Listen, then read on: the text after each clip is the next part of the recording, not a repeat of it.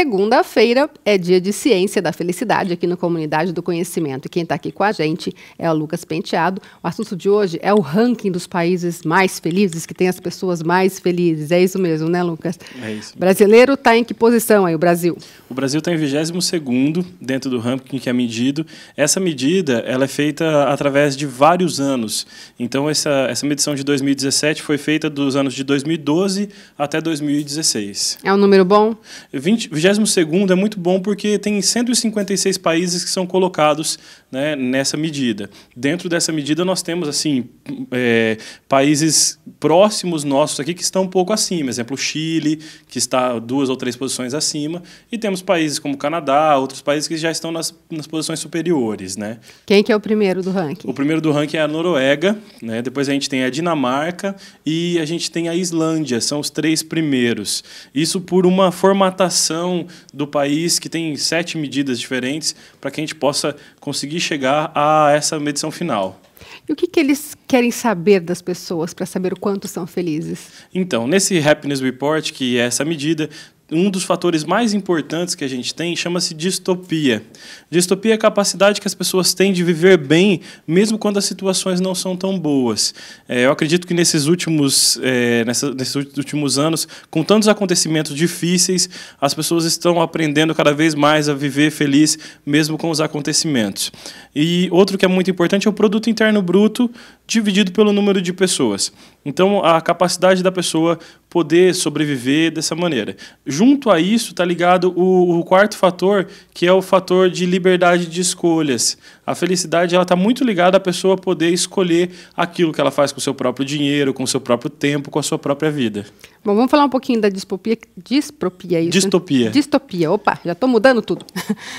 Essa capacidade de enxergar o lado bom. A gente sempre toca nesse assunto aqui, né?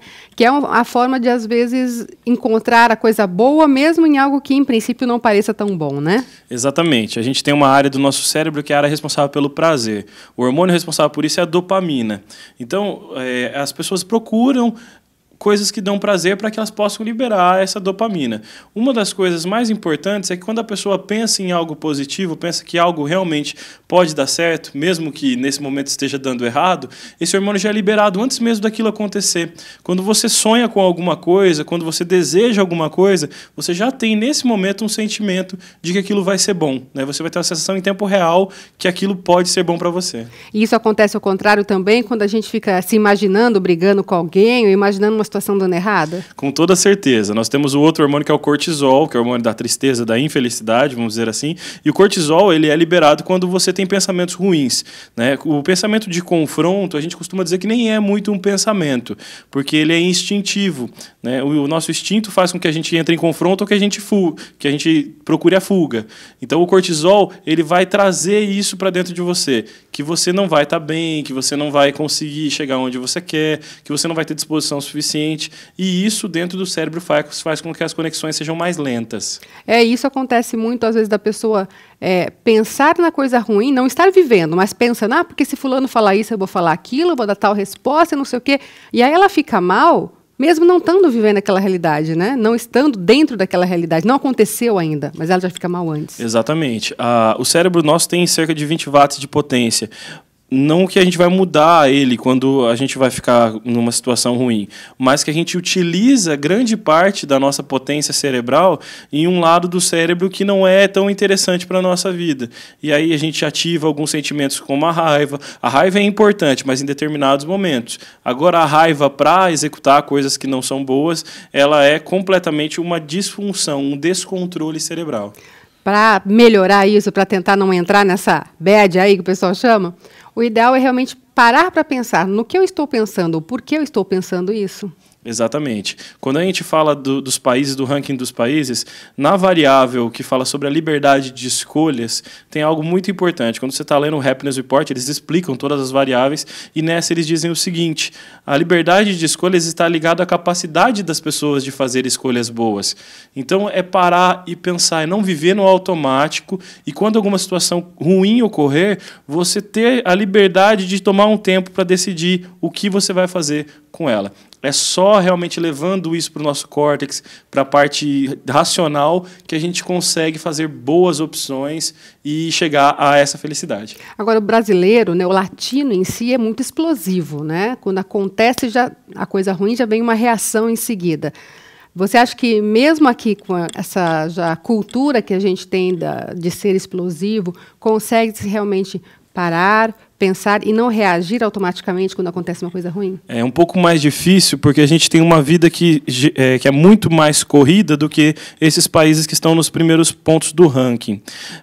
A vida corrida está ligada a gente fazer muitas coisas no automático. E muitas vezes as pessoas que estão explosivas, elas estão buscando demonstrar a insatisfação dela com a própria vida. A gente olha alguém brigando com alguém, muitas vezes ela está brigando com ela mesma. Ela está querendo demonstrar, colocar para fora, chamar a atenção dessa maneira. Os países mais felizes, isso acontece com menos frequência. Por quê?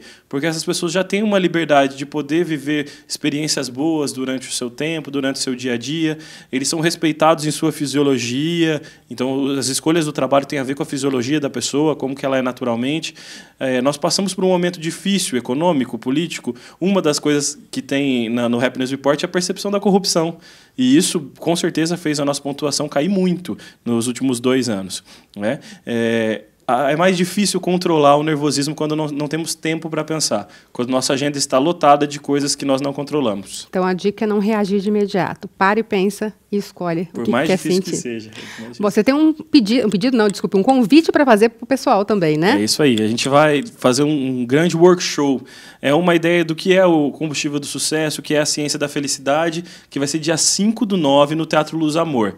Você consegue os convites através da página lucaspalestrante.com.br e você pode entrar em contato também pelo Facebook ou por outras redes sociais que depois a gente pode passar para vocês aí através desse primeiro contato. Que horas vai ser? Vai ser às 19h30. Nós vamos falar muito sobre felicidade e linkar isso com música, que é o principal para que as pessoas se sintam bem já e vivam uma boa experiência e saiam de lá renovadas. Já sai cantando. Já sai cantando, já sai fazendo uma revisão de tudo que a gente está fazendo na vida e revendo se a gente tem feito boas escolhas no nosso tempo. Buscar a felicidade. Buscar né, a felicidade. Muito obrigada pela sua participação, viu? Obrigado.